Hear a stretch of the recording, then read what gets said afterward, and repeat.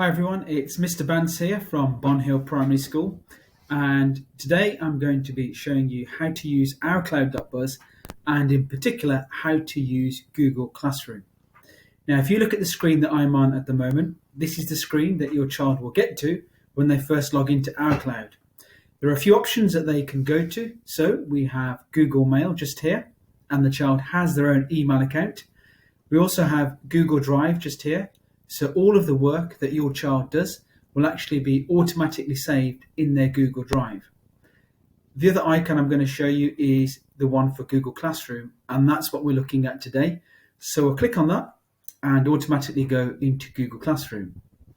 Now, you'll be seeing my Google Classroom homepage, and on this there are lots and lots of different tiles because I have access to lots and lots of different classrooms. I'm going to scroll down to the one that I want to open today, which is my test class.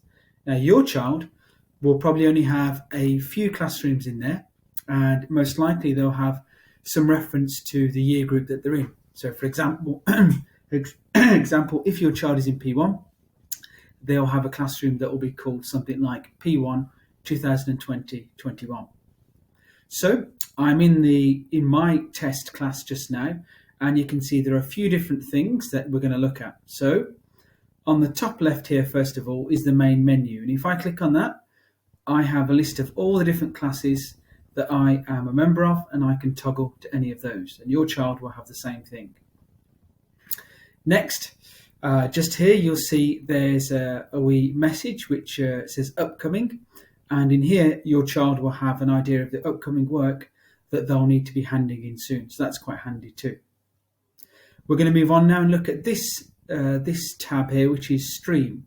And we are currently in the Stream tab. And if I scroll down here, you'll see this is like a feed, like you might get in something like Facebook or Twitter. And all of the activity that's going on within this classroom is going to be visible here on Stream. So it could be any announcements, pictures, comments, work, etc. Next, we're going to move on to classwork, and this is probably the most important bit for your child. If we click on classwork, and you'll see as we go in here, there's a list of work that they have been assigned. So I want to go to the bottom one here, which is story task, and they could have been assigned an activity such as this on any given day. If I click on that activity, you'll see it gives an overview. So it says the task, the details of the task. There's a wee attachment here as well. But just at the bottom, it says view assignment, and I'll click on that. Now, when I view assignment, it goes on to a teacher's page. So your child won't see that. What they will see instead is a page where the task itself will come up in more detail, and they'll have the specific instructions. So it says here, the task is to write a story about Christmas. They'll also have the document itself that they'll need to open. Now, if I click on that, they will also click on theirs within their Google Classroom. It will open the Google Doc that they have to do the work on.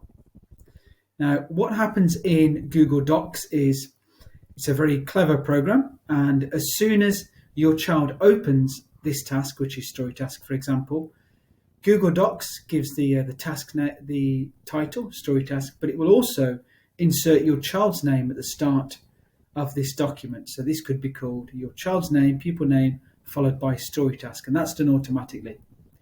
Your child will complete their work, and once they've completed their work, just next to the share tab just here, now I can't see it because I'm a teacher, but your child who is a pupil will see a button there in blue, and it will have turn in. And once they've completed their work, they will click on turn in, and the work will automatically be sent to their class teacher, who will either mark it or give comments and anything else they need to do with regards to that work. So that's all they need to do. They'll also have the option, as I said, I don't have the option because I'm a teacher, but they'll have the option to add or create as well. So if they wanted to add a photo, they could add a photo. Maybe if they'd done a photo of their work, they could add that and then hand in their work, and it would be sent automatically to their class teacher too. Once they have completed their work, it will go back to their Google Classroom main page, and either to classwork or to Stream, They won't have this option here, marks, because that's for teachers as well, but they will have people there too. So those are the basics of how to use Google Classroom. Thanks.